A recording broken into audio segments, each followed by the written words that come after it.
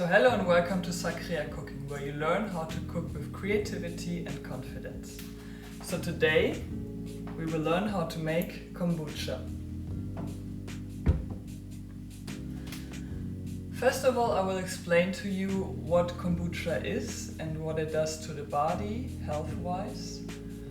And then I will go on and explain how to start and also the entire process you need to go through to make your own kombucha. I will tell you some interesting flavor combinations that you can try out. And in the end, I have a little homework for you where you can practice the skills you will learn today and try out by yourself. So, let's get going. So, what is kombucha? Kombucha is a tea that is fermented through a SCOBY. The SCOBY is a symbiotic culture of bacteria and yeast, and both of them are really healthy for our gut due to the millions of probiotics in it. And it's recommended actually to take fermented foods in daily.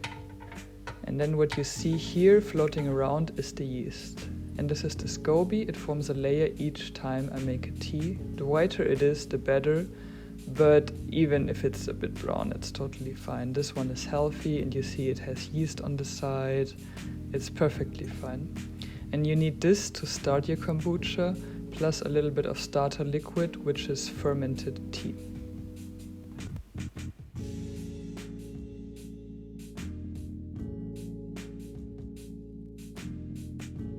So this is my recipe for the kombucha. It's not overly sweet, but it still has enough sugar so the tea won't go bad.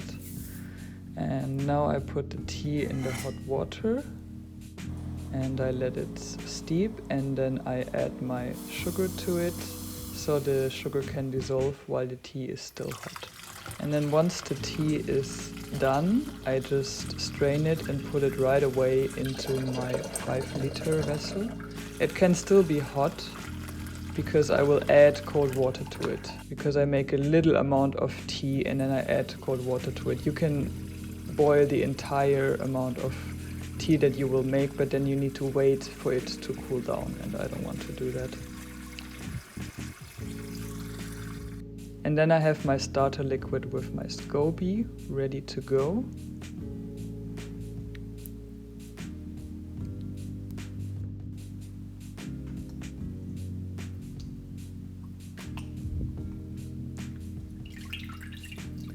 And then I just take my SCOBY and I add it in.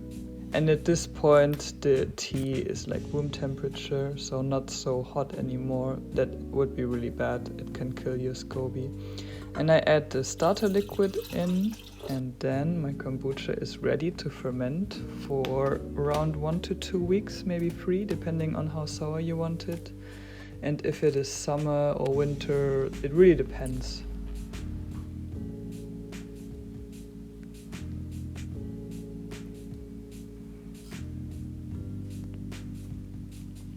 And once it's ready fermented, I can take out my SCOBY.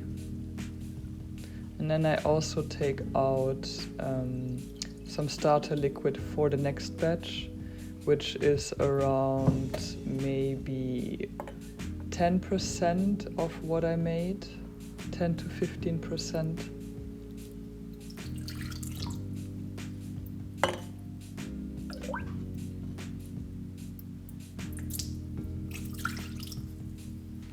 And then I put the liquid and the SCOBY to the side.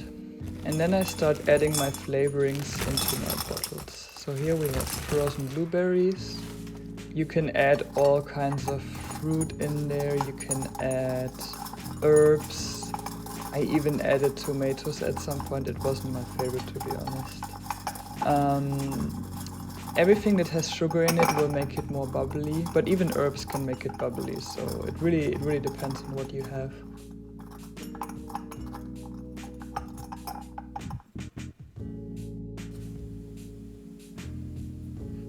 Then I add my elderflowers in the next bottle and my raspberries with it. I'm really looking forward to this flavor combination. And lastly, I took some chamomile from last year. And now I fill all my bottles one by one. Not fully up to the top because it will bubble up, so maybe 80% full. And then I close them up. And they are looking pretty and are ready to ferment for 2 to 3 days. Depends on the warmth in your room. If you can pop them once a day just to make sure they don't explode, it's good.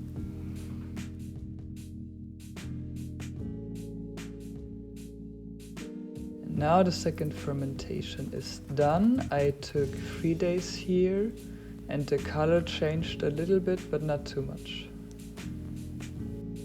Now I'm opening them up and you can see how the pieces are floating up, how it's bubbly. It's really, really nice.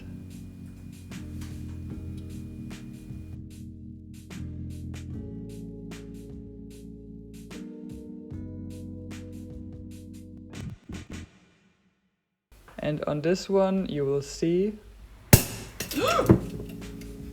it actually surprised me because I didn't expect the herbs to get so bubbly, but it can happen. So therefore it's actually good to do it in the sink so you don't make such a big mess in case it explodes, and it can explode even more than what you just saw.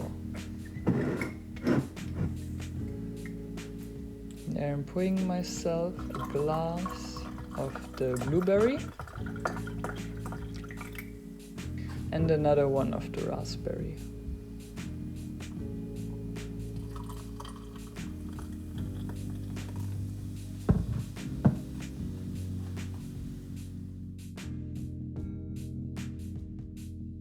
Okay, so now the kombucha is done and we can try.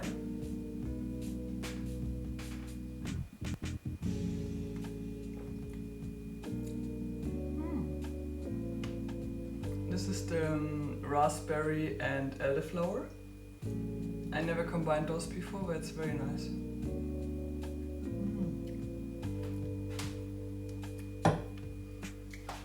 And then we have the blueberry.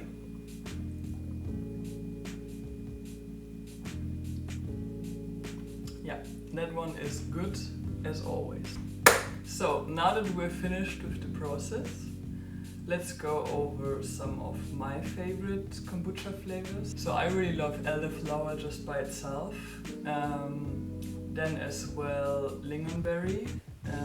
It's a very nice kind of tart, fruity flavor.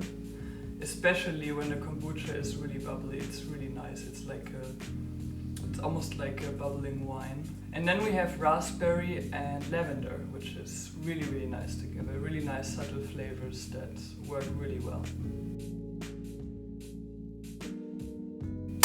Okay, so now you learned everything. You learned the process of how to make it, how to start, what kind of flavors you could use, which things work, which things don't. And if you have a kombucha at home or if you want to start, I would ask you to try different flavors. I would ask you to try fruit and an herb, and also like a nice combination of 2 fruits, a fruit and a herb or something like that. And yeah, please let me know in the comments how it worked or how it's working, which you like to try if you don't have a kombucha at the moment. And yeah, and I'm happy to see you at Sacrea, and thank you for watching. Bye bye!